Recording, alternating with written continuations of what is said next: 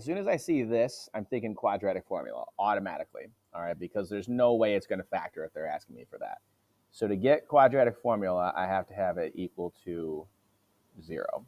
So x squared minus 6x plus 17 equals 0. My quadratic formula is negative b, so negative 6 plus or minus square root b squared minus 4ac. Remember, the quadratic formula is on your formula sheet if you don't remember it, times 2a.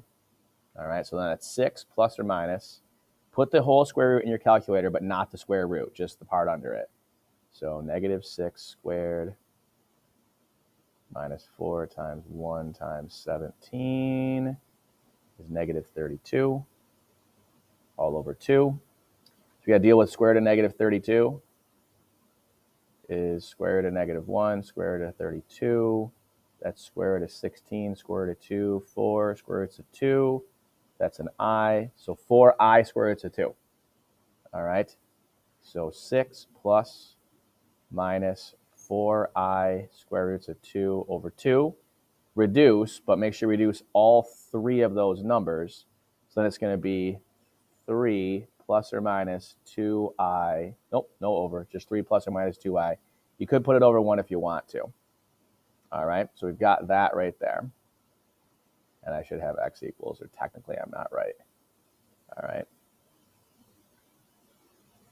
Consider the system below. The graph of the system confirms from part A is imaginary. Explain why. So if I graph this, so let's graph it and look at it because that's easier to explain.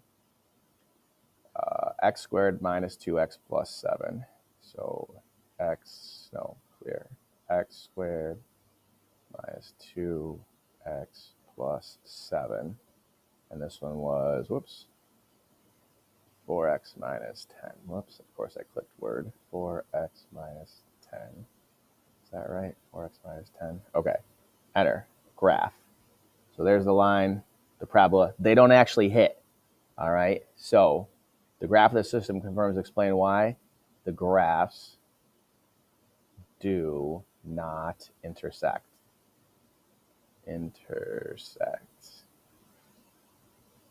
Which means that the solution has to be imaginary because if it was real, it would happen on the graph. All right, the graphs do not intersect, so no real solutions.